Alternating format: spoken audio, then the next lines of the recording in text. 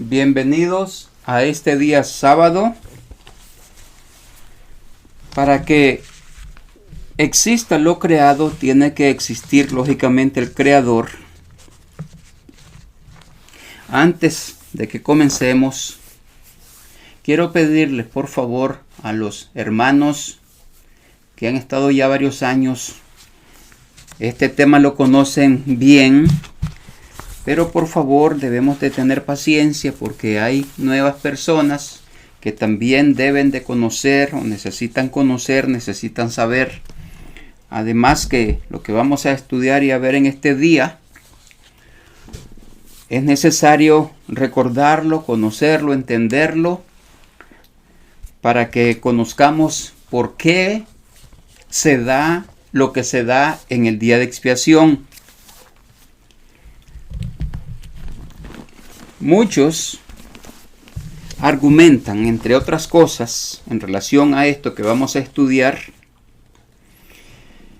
que Dios hizo o creó al diablo Satanás. La pregunta es, ¿de dónde vino el diablo? ¿Acaso fue creado para tentarnos y hacernos pecar? Porque la Escritura dice en Apocalipsis 12:9 que Satanás engaña al mundo entero. Pero aquellos que dicen que Dios explícitamente creó al diablo están, entre otras cosas, diciendo que Dios sería el responsable del pecado a causa de Satanás. Algo así como que Dios creó al diablo para hacernos pecar y luego tener que mandar a sacrificar a su propio Hijo Jesucristo. Pero ¿qué dice la Escritura? Para empezar, tenemos que ir a los orígenes. ¿Qué existía antes de que hubiese la creación? Antes de que existiese lo que vino a existir, o sea, lo creado, ¿qué había? En Juan, capítulo 1, del 1 al 3, leemos lo siguiente. Esto es importante que lo entendamos para que cuando veamos por qué Satanás tentó a Jesucristo cuando fue llevado al desierto para ser tentado, ¿cuál es la razón? Vamos a entender un poco más cuál es la verdadera razón de eso que ocurrió. Porque si hay alguien que conocía y sabía quién era aquel que estaba siendo tentado, quién era Jesús, ese era Satanás. ¿Cómo lo sabemos? Veamos. Juan 1, 1 al 3. En el principio era el Verbo, y el Verbo era con Dios, y el Verbo era Dios. El Verbo, era en el principio con Dios. Todas las cosas fueron hechas por Él, y sin Él nada de lo que ha sido hecho fue hecho. Primeramente se nos dice que antes de que todas las cosas, cualquiera que sea, haya llegado a existir, estaba el Verbo ya con Dios y que el mismo Verbo era Dios. La palabra era significa en realidad existía, estaba. En el principio existía, estaba el Verbo y el Verbo estaba con Dios y el Verbo mismo era Dios. Es importante conocerlo, como decíamos, entender esto por los sucesos del día de expiación. Si el Verbo creó todo lo que existe, eso implica que Él mismo no fue creado nunca. sino que Él mismo, el Verbo, quien también era Dios, y quien era Dios y quien estaba con Dios, es el originador de todo. Es quien trajo a la existencia todo lo que ha sido creado. ¿Qué en realidad nos está revelando Juan 1, del 1 al 2, los primeros 2 versículos? Nos revela que Dios es dos y son dos y fueron siempre dos desde antes de la existencia de todo. Dos personas. Por eso es que Dios es Dios, nuestro Dios es Dios único, pero eran dos, quien hoy conocemos como el Padre y a quien hoy conocemos como Jesucristo. Pero en aquel entonces, Juan lo escribe así: en el principio era el Verbo, y el Verbo era Dios, y el Verbo era Dios, y el Verbo era con Dios. Para que el Verbo estuviera con Dios, Dios debía de ser otro, separado del Verbo, pero ambos eran Dios. Eso es lo que dice la Escritura. Algunos sostienen que el Verbo, quien más tarde se hizo carne, este fue creado en la eternidad, pero la Escritura no dice eso. La Escritura dice que en el principio Él ya existía. Antes de que existieran todas las cosas, el Verbo existía con Dios. Y si existía con Dios, el Verbo mismo era Dios. No podía existir con Dios sin ser Dios. Ambos eran Dios. Porque Él, versículo 3 nos dice, porque Él creó todas las cosas por Él, por el Verbo fueron hechas.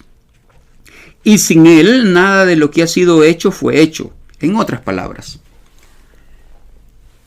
Él no puede ser creado ni pudo ser creado nunca, porque ahí dice que todo lo creado fue precisamente creado por Él. Y si Él creó todo, ¿cómo se iba a crear a sí mismo? Imposible.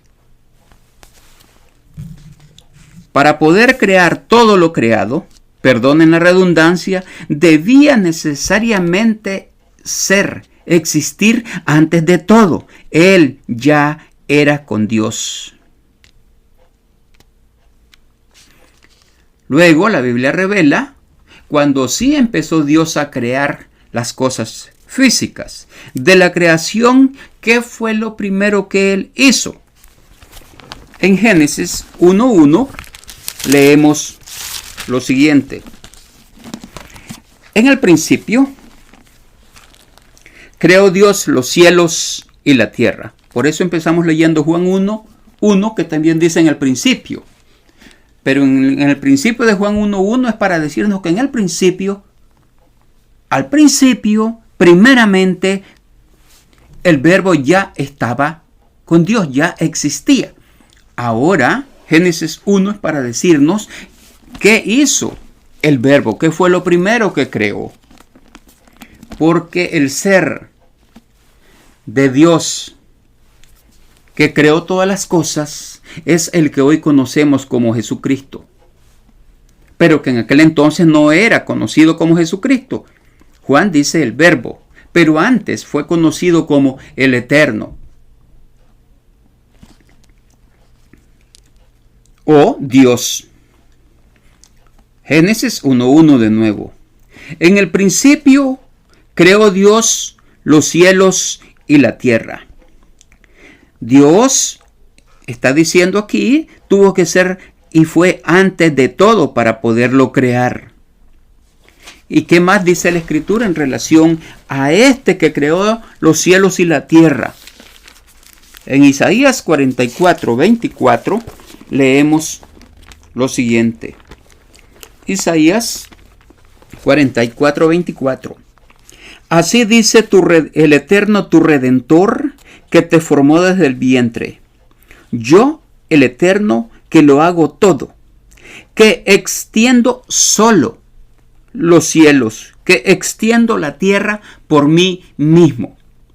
Génesis 1:1 dice que Dios creó los cielos y la tierra, y Él dice que Él solo los creó. Pero Juan 1:3 nos dice que el que creó todo es el Verbo. Por lo tanto, este eterno que aparece en Isaías 44:24 es uno de los dos que eran eternos, uno de los dos que son Dios, pero que más tarde se llamó y hoy lo conocemos como Jesucristo. Leemos en Hebreos 1:1-3 lo siguiente. Hebreos 1:1-3. Dios, habiendo hablado muchas veces y de muchas maneras en otro tiempo a los padres por los profetas, en estos postreros días nos ha hablado por el Hijo. Se llama Hijo desde que fue engendrado en María. Antes era Dios y estaba con Dios, a quien constituyó heredero de todo y por quien asimismo hizo el universo. Quien creó todo fue el Verbo. Dios creó todas las cosas, pero el ejecutivo de Dios, quien hizo todas las cosas, fue el Verbo, el cual, siendo el resplandor de su gloria y la imagen misma de su persona, noten esto, y quien sustenta todas las cosas con la palabra de su poder. ¿Quién es ese? El que creó los cielos y la tierra. Para poder sustentar todas las cosas con la palabra de su poder, tiene que ser Dios. Habiendo efectuado la purificación de nuestros pecados por medio de sí mismo. ¿Quién fue ese? Jesucristo, quien creó todas las cosas. Cuando actuaba como el vocero, como la palabra, como el verbo de Dios, se sentó a la diestra de la majestad en las alturas. Enseguida, el versículo 10 nos dice: y tú, oh Señor, en el principio fundaste la tierra y los cielos son obra de tus manos. Note que se llama Señor Dios. Veamos asimismo Hebreos capítulo 11 en el versículo 3. Nos dice así: por la fe entendemos haber sido constituido el universo por la palabra de Dios, de modo que lo que se ve fue hecho de lo que no se veía. Hebreos capítulo 11 en el versículo 3. Entonces, el creador de todo lo existente, el personaje de Dios que creó todas las cosas, es el verbo, la palabra. Necesariamente, para que podamos entender correctamente la Escritura, lo primero que tenemos que hacer es creer a la Escritura. Y la Escritura nos dice que el verbo era Dios y el verbo estaba con Dios. Eso enseña y revela que hay dos personas en Dios desde la eternidad. Volvamos ahora a Génesis capítulo 1 al versículo 2. Porque nuestro tema es: ¿de dónde salió el diablo y cuál es su destino? Esto es lo que vamos hoy a respondernos a través de la Escritura. La Escritura revela todas las cosas. Si no tuviésemos la Escritura, no supiésemos que existe Dios. Y si no nos dijese la Escritura que siempre han sido dos personas eternamente, por eso es que Dios es único, entonces no tendríamos manera de saber cómo en realidad es Dios y quién es Él. Génesis 1:2. Y la tierra estaba desordenada y vacía, y las tinieblas estaban sobre la faz del abismo, y el Espíritu de Dios se movía sobre la faz de las aguas. Notemos que aquí se nos dice que la tierra estaba desordenada y vacía, y las tinieblas estaban sobre la faz del abismo. La pregunta es: Dios, que hace todas las cosas, ¿Acaso hizo la tierra desordenada y vacía? Estas dos palabras en realidad significan también confusión, desolación, destrucción, caos, vacuidad, ruina, algo indistinguible. ¿Acaso Dios pudo hacer una cosa semejante? ¿Acaso Dios es el creador del caos y de la ruina? ¿De la vacuidad, de la confusión? ¿Creó Dios la tierra en confusión, caótica y desordenada para luego tener que venir a arreglarla, a ordenarla? En 1 Corintios 14:33 leemos así.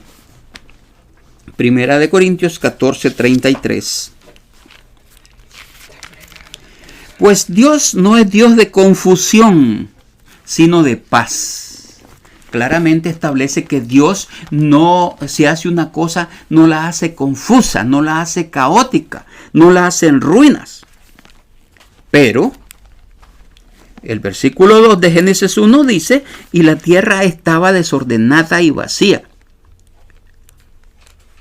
Dios hace todo bueno y perfecto. ¿Cómo lo sabemos también? En Job, capítulo 38, versículo 4 al 7, leemos así. Quien escribe el libro de Job, Dios le dice, ¿dónde estabas tú cuando yo fundaba la tierra? Házmelo saber si tienes inteligencia. ¿Quién ordenó sus medidas si lo sabes? ¿Qué está diciendo Dios? Yo hago todas las cosas en orden. ¿O quién extendió sobre ella cordel? ¿Sobre qué están fundadas sus bases? Para todo esto tiene que haber orden, no confusión. ¿O quién puso su piedra angular? Cuando alababan todas las estrellas del alba y se regocijaban todos los hijos de Dios. En el Salmo 33 también se nos dice así. Salmo 33, versículo 6, nos dice: por la palabra del Eterno fueron hechos los cielos, y todo el ejército de ellos por el aliento de su boca. ¿Quién habló? El Verbo. Él hizo los cielos y todo lo que existe. Salmo 33, 9. Porque Él dijo y fue hecho. Él mandó y existió. Si Dios creó todo en orden, en paz, porque Dios no es un Dios de confusión, sino de paz. Si Dios creó todo en orden, ¿cómo es que la tierra estaba desordenada y vacía? ¿Qué pasó? ¿Qué fue lo que sucedió? En Génesis 1:2 de nuevo encontramos esta palabra. Y la tierra estaba. Estaba, en realidad, significa, lo vamos a ver en otras partes, lo que significa. La palabra hebrea que allí se tradujo como estaba, significa también se volvió. O sea, cambió en cuanto a su orden original. ¿Cómo sabemos eso? Veamos Génesis 19:26, perdón. En Génesis 19:26 se nos dice así. Entonces, la mujer de Lot miró atrás a espaldas de él y se volvió estatua de sal. En otras palabras, y estaba estatua de sal. Pero la mujer de Lot no era estatua de sal al principio, era de carne y hueso. Pero se volvió estatua de sal. Hayak, la misma palabra que se usa como estaba. Para estaba en Génesis 1:2. Y la tierra estaba. Podemos decir, y la tierra se volvió desordenada y vacía. Además, en Isaías 45:18, Dios específicamente nos dice así. Isaías 45:18. Porque así dice el Eterno que creó los cielos. Él es Dios. ¿Quién creó todas las cosas? El Verbo. ¿Y qué dice aquí? Él es Dios. El que formó la tierra, el que la hizo y la compuso. No dice el que la desordenó. El que la hizo y la compuso. No la creó en vano. Esta palabra de nuevo es la misma que está en Génesis 1:2. No la creó en confusión. Esa palabra vano es confusión. Para que fuese habitada la creó. Yo soy el Eterno y no hay otro. Imagínense ustedes, Dios está él mismo diciendo que Él es el Eterno, el Creador. ¿Y quién es el Creador? El Verbo. Y Él mismo dice no hay otro. ¿Por qué? Porque el Verbo y el otro ser de Dios, ambos son Dios. Es decir, Dios no creó la tierra en desorden, vacía, pero se volvió en confusión, en ruina, en desolación, en miseria. ¿Cómo entendemos? ¿Qué causó? ¿Qué es lo que produjo el caos? ¿Qué es lo que produjo el desorden? ¿Qué es lo que produjo la confusión? En Jeremías 4:23 leemos lo siguiente. Jeremías 4:23 nos dice: miré a la tierra y he aquí que estaba asolada y vacía. Nuevamente las dos palabras, destrucción y asolamiento. Y a los cielos no había en ellos luz. ¿Qué causó en este caso de Jeremías 4:23 que la tierra se volviese asolada y vacía?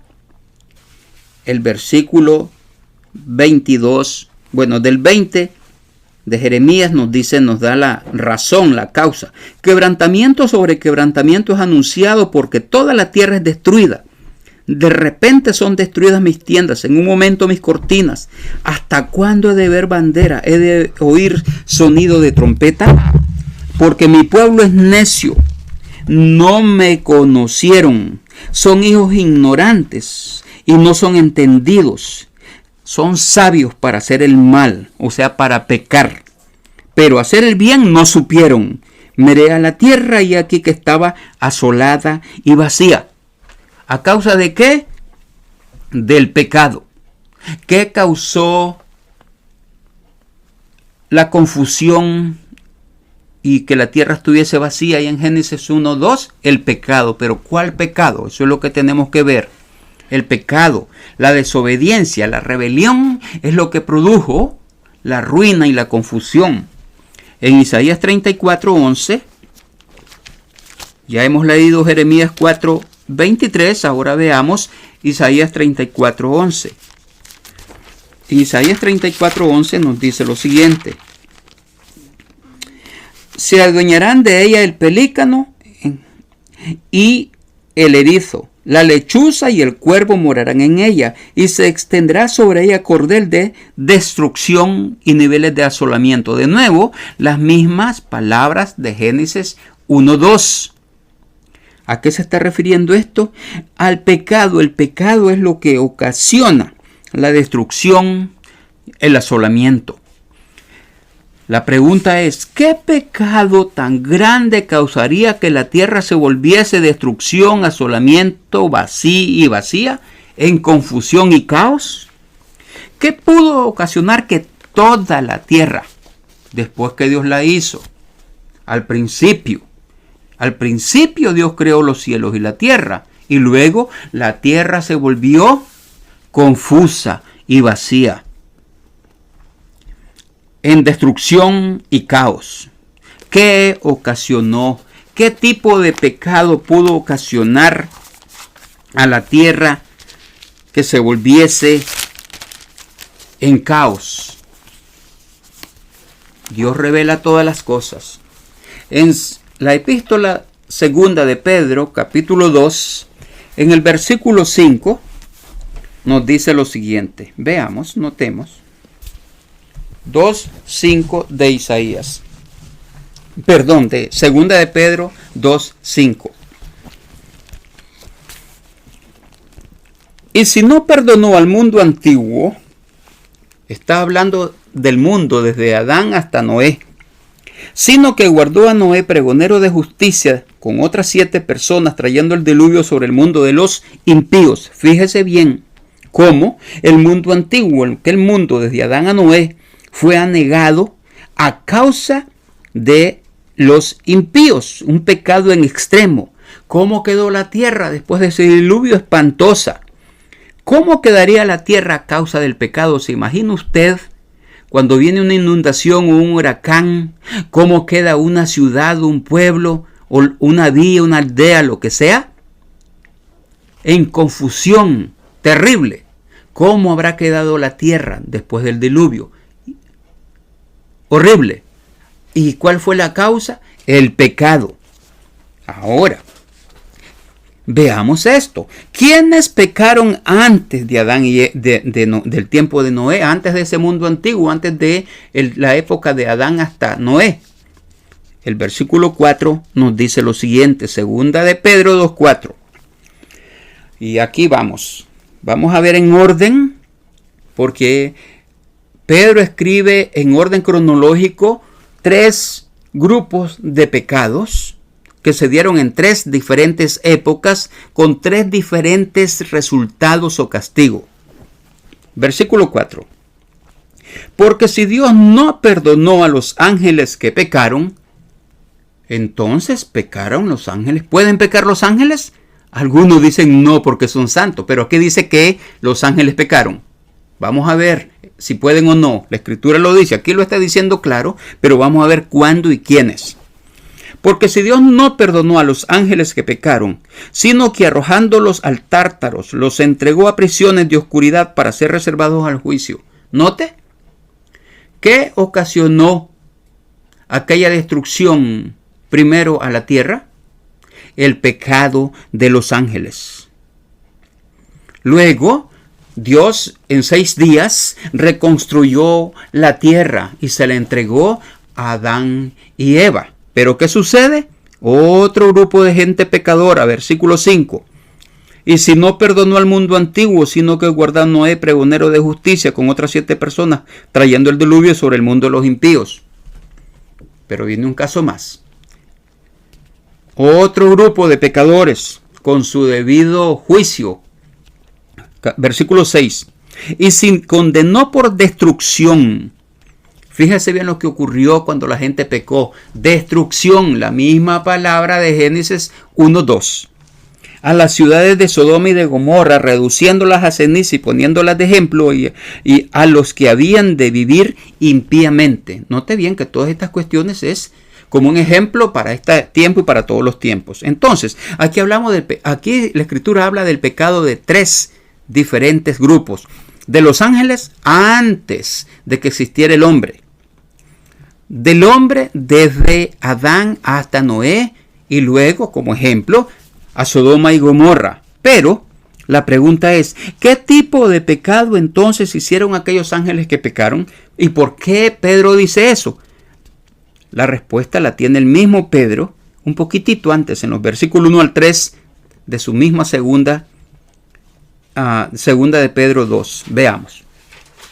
Note, pero hubo también falsos profetas entre el pueblo, como habrá entre vosotros falsos maestros, que introducirán encubiertamente herejías destructoras y aún negarán al Señor que los rescató, atrayendo sobre sí mismos destrucción repentina.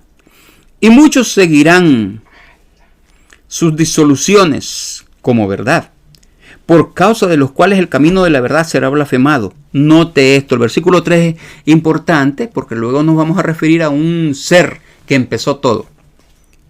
Y por avaricia harán mercadería de vosotros con palabras fingidas. Ese fue el pecado original del diablo, la avaricia. Vamos a ver qué es lo que él quería. Lo vamos a ver dentro de unos momentos. Sobre los tales ya de largo tiempo la condenación no se tarda y su perdición no se duerme. Luego Pedro describe los 3 pecados en forma cronológica con sus respectivos castigos. Ahora, nuevamente el versículo 4 claramente nos dice que los ángeles que pecaron. Por lo tanto, los ángeles sí pueden pecar si escogen hacerlo. En otras palabras, los ángeles también tienen libre albedrío. Un grupo de ellos escogió pecar. Vamos a ver quiénes. El pecado de los ángeles se menciona primero que los del mundo antiguo. Por lo tanto, pecaron primero. ¿Cuándo? Antes de la creación del hombre. Ahora veamos. ¿Qué sucedió a aquellos hombres que pecaron? Vino sobre ellos, de los de Sodoma y Gomorra, vino sobre ellos destrucción. No fue repentina porque fue anunciada. Si eso sucedió a los hombres, ¿qué sucedió cuando pecaron los ángeles? En Judas, en el versículo 6, que también es muy mal interpretado por muchos, nos dice así: y a los ángeles que no guardaron su dignidad, sino que abandonaron su propia morada, los ha guardado bajo oscuridad en prisiones eternas para el juicio del gran día. Judas 6. A los ángeles que no guardaron su dignidad, sino que abandonaron su propia morada. Es decir, a ciertos ángeles se les había asignado o se les asignó un lugar donde morar, una casa. Pero ellos optaron por no seguir más ahí a causa de algo que se inventaron. Y lo vamos a ver dentro de unos momentos. Abandonaron el lugar que se les asignó porque pretendían otro que no era de ellos. Y que es imposible que llegaran ahí. ¿Cómo lo abandonaron? ¿Dónde estaban? ¿Hacia dónde quisieron ir? ¿Dónde empezaban a establecerse? ¿Cómo sucedió eso? ¿Quién los impulsó a rebelarse? Vamos a verlo, porque Judas solo dice lo que ocurrió. ¿Y dónde están? Reservados, y Pedro nos dice en el Tártaros. Algunos están, 4 específicamente, en el Éufrates, reservados allí para el día, hora y año, cuando Dios los mande a soltar, para que hagan ciertas cuestiones que tienen que suceder. Estos ángeles que no guardaron su dignidad y que abandonaron su propia morada, tenían una morada que no guardaron. La pregunta es, ¿bajo quién y quiénes estará el mundo venidero? Porque estamos hablando de morada. En Hebreos 2.5 nos dice lo siguiente. Hebreos capítulo 2, versículo 5. Sí, porque ¿a cuál de los ángeles? Hebreos 2.5, perdón. Porque no sujetó a los ángeles el mundo venidero acerca del cual estamos hablando. En otras palabras, el mundo que viene no estará bajo los ángeles, sino, este es otro tema en realidad, bajo los hijos de Dios. El punto ahora es, ¿bajo quién y quiénes está este mundo, el de hoy? Porque los ángeles abandonaron su morada para tratar de ir a otra parte, y vamos a ver lo que sucedió con ellos y por qué se dio el caos y la confusión a la tierra. ¿Bajo quién y quiénes está este mundo? Bajo Satanás, el diablo y sus demonios. En 2 de Corintios 4:4 nos dice así: el próximo mundo no estará bajo ellos, pero este mundo actual sí, nos dice, en los cuales el Dios de este siglo cegó el entendimiento de los incrédulos, para que no le resplandezca la luz del evangelio de la gloria de Cristo, el cual es la imagen de Dios. Imagínense, el Dios de este siglo. ¿De quién es este mundo actual? De Satanás, el diablo, y de sus demonios. De aquellos que hicieron y ocasionaron caos y confusión. Por eso leemos en Apocalipsis 12:9 que Satanás engaña al mundo entero. A unos, Satanás les hace creer que Él no existe. Fácil. Él se pone a reír y les mete en la cabeza que no existe, porque puede y tiene poder para influir en las mentes de las personas. A otros les hace creer que Dios lo hizo diablo, para culpar a Dios de todo lo malo que el diablo hace y provoca. Y se sienten felices culpando a Dios de haber creado el diablo. Esa es la razón del día de expiación, para explicar estas cosas y para que entendamos qué va a suceder con el diablo y sus demonios. Imagínense, está en las fiestas de Dios un día consagrado a eso. ¿Cómo obtuvo Satanás el poder de dirigir, controlar y gobernar este mundo? ¿Quién le dio ese poder, ese dominio? En realidad, lo primero y lo más grande que tiene el diablo como arma es la mentira.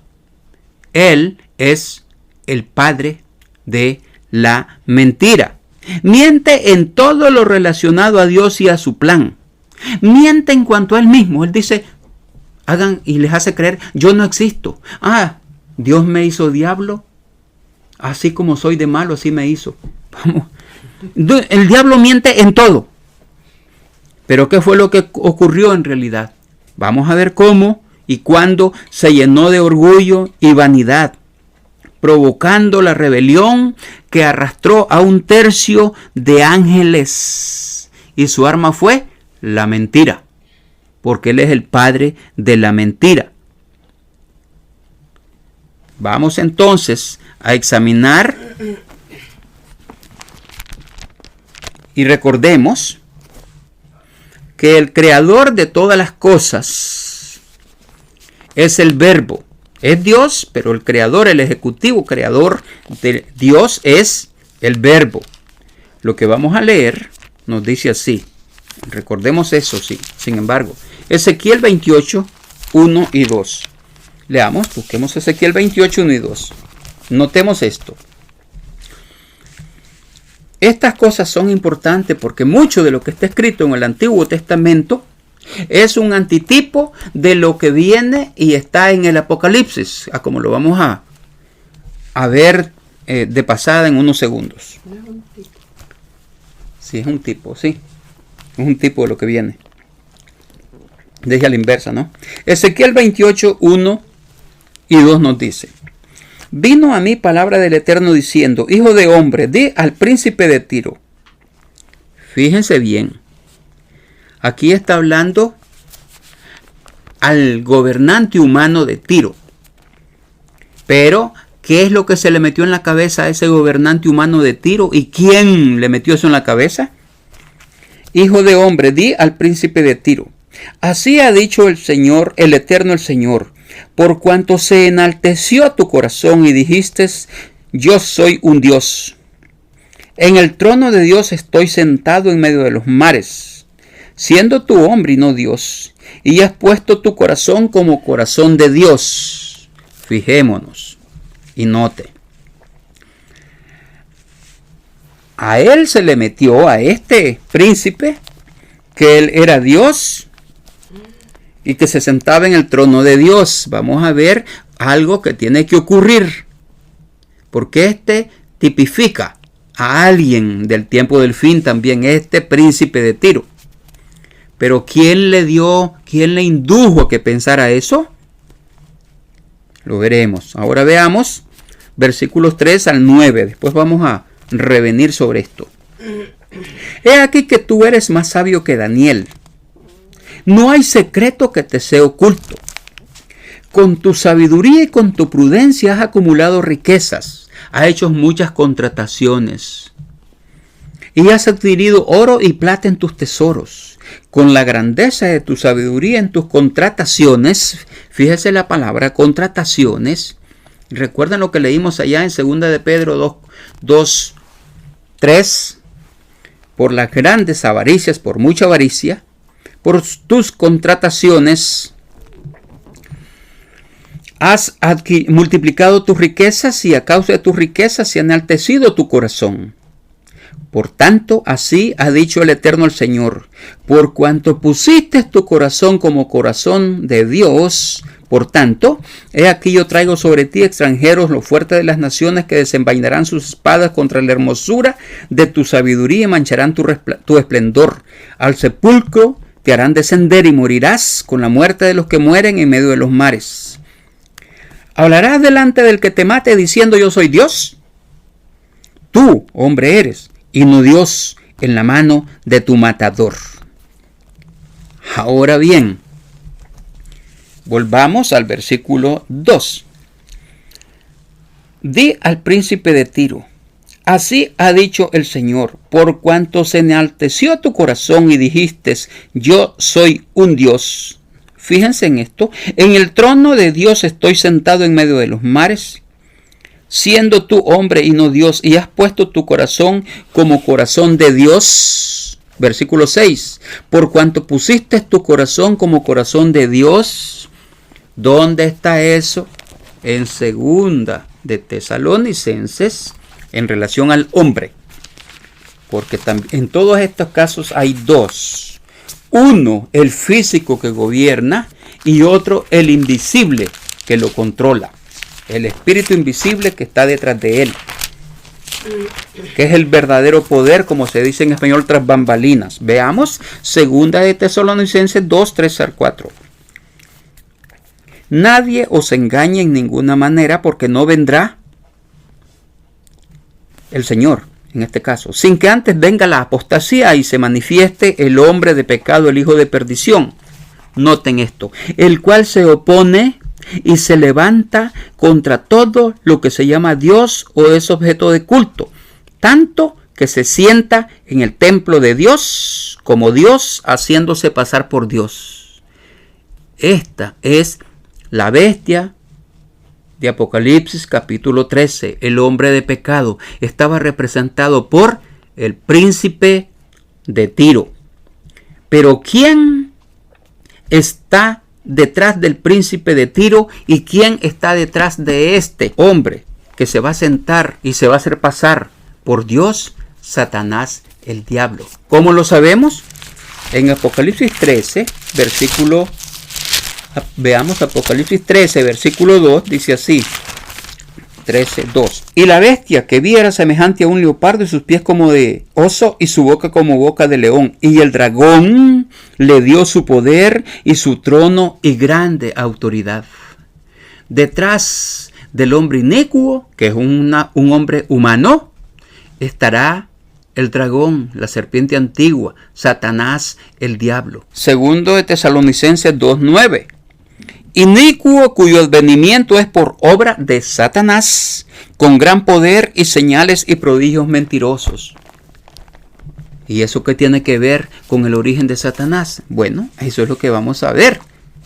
Precisamente, aquí viene. Volvamos a Ezequiel capítulo 28. Lo importante en esto es que notemos que el príncipe de Tiro representa aquel inicuo que se va a levantar y a sentar en el templo como Dios. Pero detrás del príncipe de Tiro había un rey de Tiro.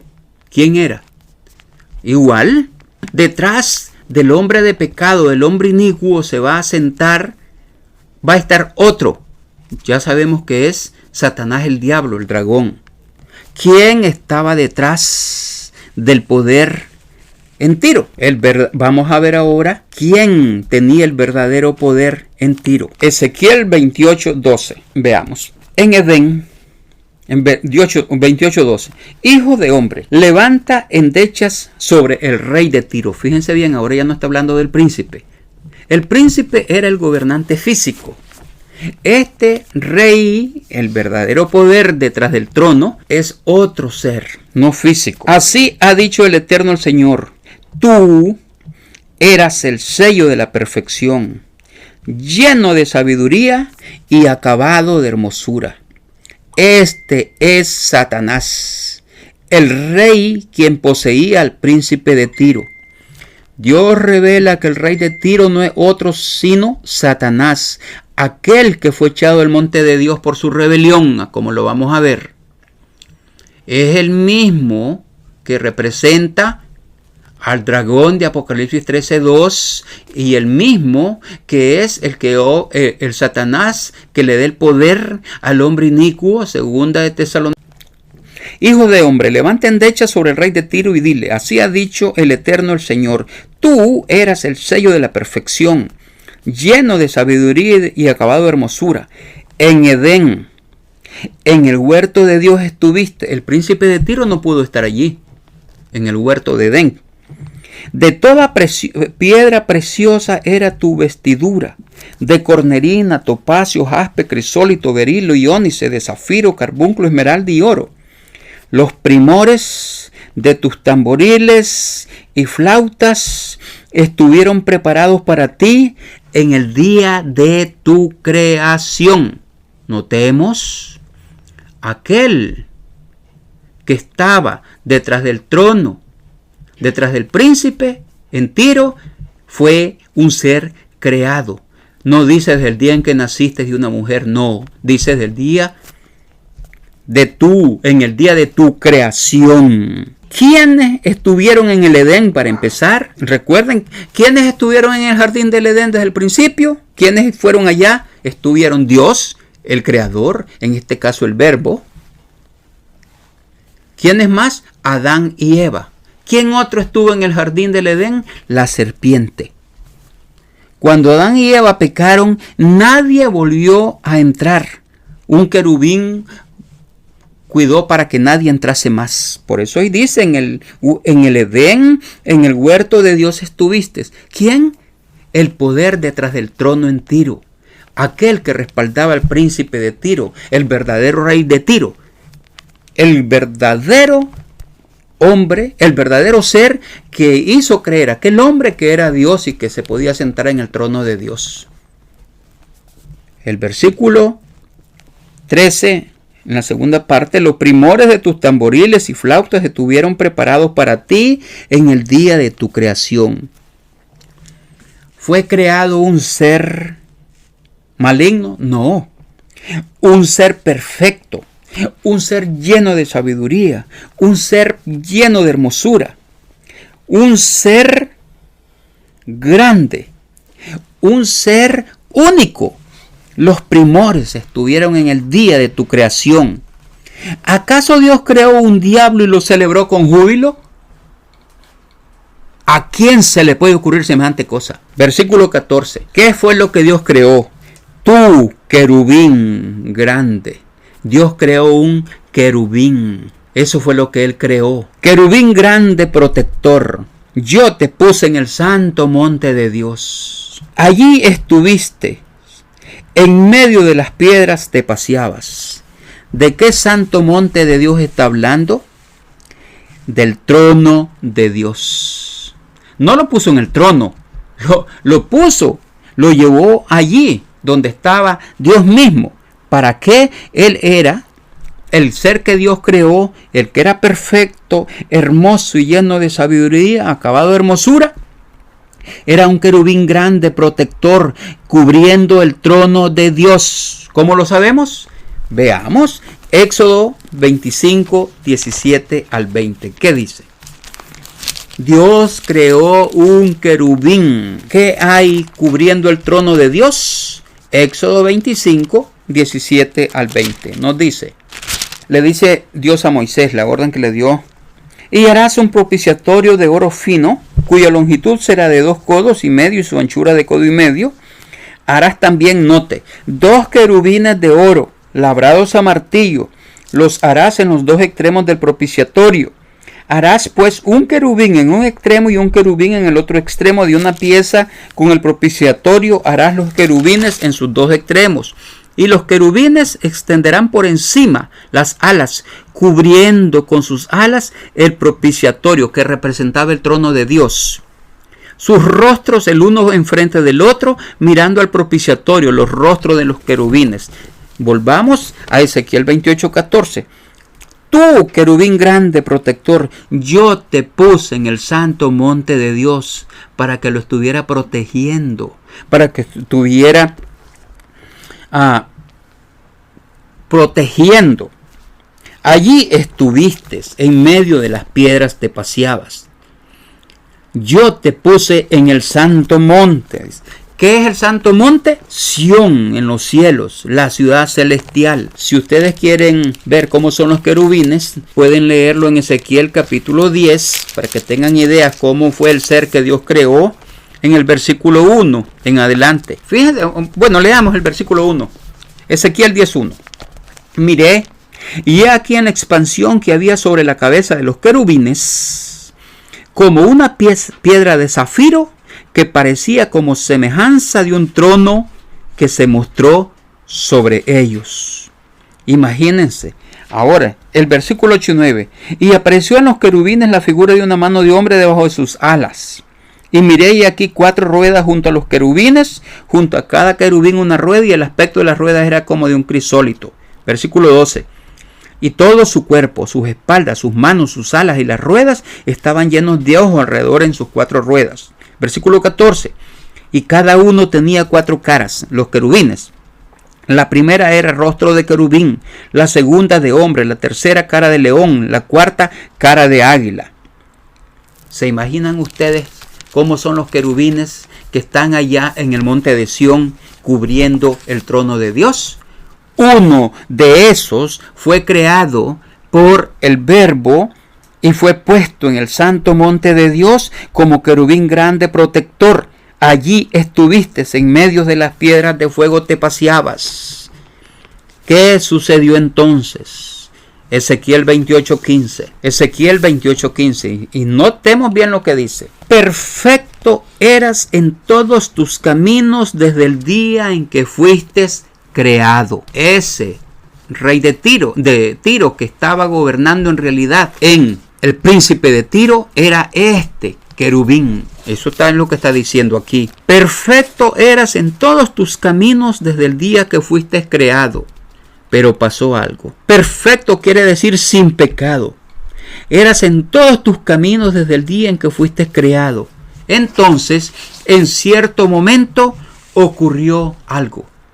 ¿Cuánto tiempo pasó desde que fue creado aquel querubín perfecto, hermoso, bello, en el que se tocaron músicas cuando ese ser fue creado, hasta que comenzó a pecar? ¿Cuánto tiempo pasó? No lo sabemos. ¿Cómo se originó el pecado en este ser? Cuando estamos celebrando levadura, aprendemos algo. En los panes en levadura aprendemos algo. Un poquito de levadura leuda toda la masa. El pecado empieza con algo que parece muy insignificante, pero crece y crece y crece, y es toda una explosión. Se incrementa, crece e invade. Un poquito de levadura leuda toda la masa. Volvamos a leer ahora el 15. Perfecto eras en todos tus caminos desde el día en que fuiste creados. ¿Hasta cuándo? Hasta allí era el querubín grande, hermoso, protector. ¿Hasta cuándo? Hasta que se halló en ti maldad. Fíjense bien, Dios no creó al diablo. Dios creó un querubín grande, hermoso, fuerte, sabio. Y fue puesto en el monte de Dios. Era uno de los que cubría el propio trono de Dios. Pero luego, en cierto tiempo, se halló en ti, dice allí, maldad. Entonces se convirtió en Satanás, el diablo, en adversario de Dios. Veamos cómo. Versículo 16. Hasta ese momento de la mitad del versículo 15, aquel querubín era perfecto. Luego, hasta que se halló en ti maldad, a causa de la multitud de tus contrataciones, fuiste lleno de iniquidad. Se volvió contra la ley y se llenó de maldad. Comenzó poquito a poquito, pero ese poquito a poquito se hizo una multitud de poquitos. Todos juntos, un montón de poquitos, se hizo un montonón de iniquidad. A causa de la multitud de tus contrataciones, fuiste lleno de iniquidad y pecaste. Fíjense bien, aquel querubín protector pecó y se convirtió en el diablo. Entonces, de querubín protector saltó a Satanás. Vamos a saltar un poquito, también nosotros ahorita un poquito, en el sentido de explicar cómo es que Dios va a destruir a Satanás al final de los tiempos. Porque muchos piensan que es que Satanás va a dejar de existir, pero eso no es lo que dice la Escritura. Dios va a destruir a Satanás, y de eso se trata expiación y también el séptimo día de tabernáculos. Ahí lo vamos a explicar de acuerdo a cómo vamos celebrando la fiesta. ¿Cómo es que Dios va a destruir a Satanás?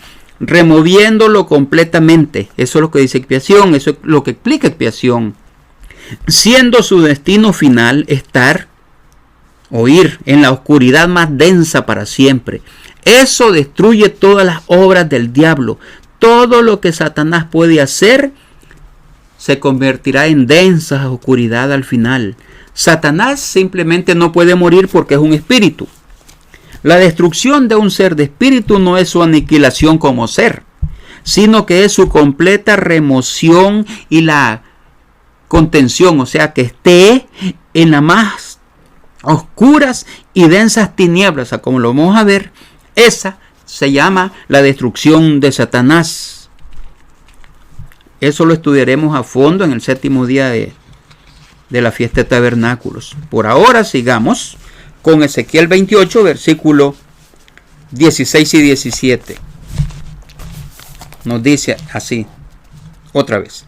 A causa de la multitud de tus contrataciones fuiste lleno de iniquidad y pecaste. Por lo que yo te arrojé del monte de Dios, estaba en el monte de Dios. El rey físico de Tiro, el príncipe de Tiro, nunca estuvo en el monte de Dios. Él se creyó que podía entrar al templo a como se cree el hombre inicuo al final de los tiempos. Quien estuvo en el monte de Dios, porque así fue creado para que estuviera allí, fue el querubín protector, que luego se rebeló, pecó y se convirtió en el diablo. ¿Y qué sucedió entonces? Dios dice, por lo que yo te eché del monte de Dios. Primero lo creó y allá lo puso, pero cuando pecó, lo arrojó.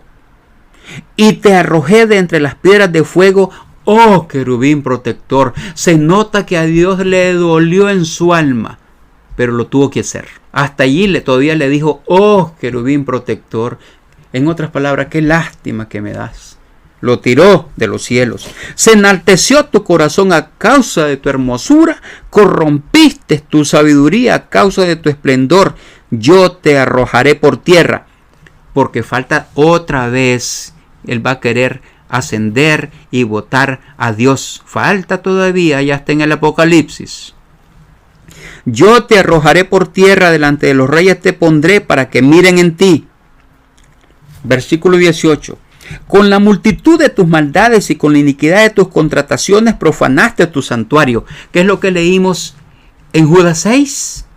Que abandonaron sus moradas. Profanaste tu santuario. Yo pues saqué fuego de en medio de ti, el cual te consumió y te puse en ceniza sobre la tierra a los ojos de todos los que te miran. En Apocalipsis 20 aparece, cuando todas las obras del mundo serán quemadas y luego Satanás y sus demonios serán removidos a su final destino, la más densa oscuridad para siempre. Testigo eterno de lo que produce el pecado. Siempre estarán esas densas tinieblas donde estará Satanás y los demonios. Esa rebelión del querubín protector y de sus ángeles fue lo que causó Génesis 1:2. Y la tierra se volvió en caos, confusa y vacía, en desorden, en caos, en confusión y ruina total. Desde entonces aquel querubín protector, Lucero era su nombre, se convirtió en Satanás. Y los ángeles que él arrastró, engañó por sus contrataciones, se convirtieron en demonios. En Isaías 14:11 encontramos lo siguiente. Veamos. Isaías 14, versículo 11. El rey de Babilonia, el rey físico, le sucedió esto, igual que el príncipe de Tiro. Descendió al Seol tu soberbia y el sonido de tus arpas. Gusanos serán tu cama y gusanos te cubrirán. El hombre.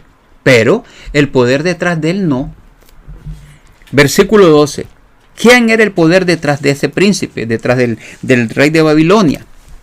hablando del rey físico de Babilonia, lo mismo que con el príncipe de Tiro. Pero veamos quién es el poder real detrás de Bambalina, detrás del rey de Babilonia, detrás de la bestia que se levantará al final de los tiempos, detrás del hombre inicuo que se sentará en el templo de Dios haciéndose pasar por Dios. Es un poder espiritual llamado Satanás, el diablo. Aquí está. Lo mismo que viene al final, aquí se nos dice. Versículo 12. ¿Cómo caíste del cielo, oh lucero, hijo de la mañana? Cortado fuiste por tierra, tú que debilitabas a las naciones. Ahí tienen el nombre del querubín protector. Se llamaba Lucero. No se llamaba Satanás. Satanás se llama cuando pecó, cuando fue arrojado por tierra la primera vez. Y lo será de nuevo, porque hará un nuevo intento. Ese no es el tema de hoy, el segundo intento, sino que por qué la tierra se volvió confusa y vacía, y cómo es que, de dónde salió Satanás y cuál es su destino.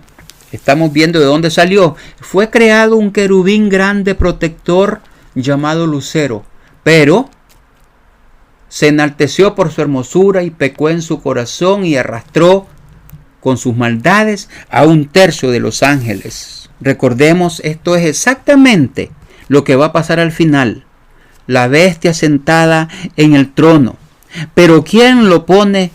¿Quién es el que lo controla? El dragón, Satanás el diablo, la serpiente antigua. Ya lo leímos en Apocalipsis 13 en el versículo 2.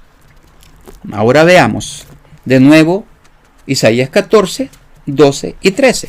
¿Cómo caíste del cielo, oh lucero, hijo de la mañana? Cortado fuiste por tierra, tú que debilitabas a las naciones. Tú que decías en tu corazón, subiré al cielo. En lo alto, junto a las estrellas de Dios. Las estrellas de Dios en realidad son los ángeles y también las estrellas físicas. Levantaré mi trono y en el monte del testimonio me sentaré. Él no solo quería estar en aquel tiempo cubriendo el trono, sino que quería sentarse en el trono. Pero esta es una nueva vez profética, porque él va de nuevo a quererse sentar en el trono. Y en el monte del testimonio me sentaré a los lados del norte. En el monte del testimonio me sentaré a los lados del norte. O sea, él pensó en aquel tiempo reemplazar al Altísimo. Piensa hacerlo una vez más. Ahí eso es lo que habla en parte Apocalipsis capítulo 12, pero ese es otro tema ahorita. Por eso hay gente hoy que está luchando para eliminar a Satanás. Imposible. Solo Dios lo va a quitar a su debido tiempo. De eso se trata expiación. Por eso quienes guardan las fiestas tienen buen entendimiento, porque siguen las leyes y mandamientos de Dios. Sobre las alturas, pensó ese lucero, de las nubes subiré y seré semejante al Altísimo. Eso es absolutamente imposible. Nadie puede ser y ocupar el lugar de Dios, el lugar del Padre y de Jesucristo. Eso es imposible. Versículo 15. Mas tú derribado eres hasta el Seol, a los lados del abismo. A este no se puede matar a un ser de espíritu.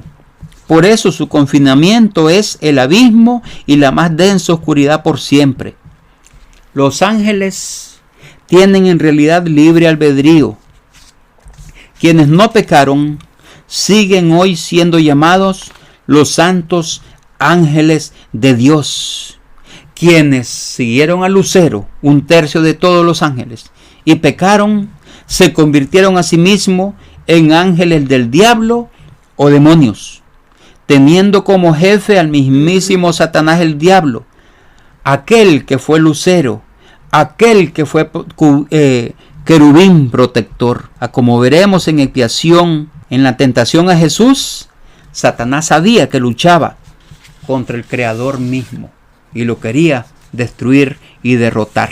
Dios, el Verbo, creó un querubín hermoso, sabio, lo puso en el monte de Dios. Era un querubín protector, portaba luz y se llamaba Lucero. Pero su mente se llenó de iniquidad a causa de su hermosura y pecó contra Dios, arrastró a los ángeles, cayó por tierra antes de la creación de Adán y Eva, y la tierra se hizo confusa y vacía. Entonces, Génesis 1:2, y la tierra se volvió desordenada y vacía, y las tinieblas estaban sobre la faz del abismo, y el Espíritu de Dios, cuando volvió a la recreación, se movía sobre la faz de las aguas. Salmo 104:30 nos dice así. Salmo 104:30.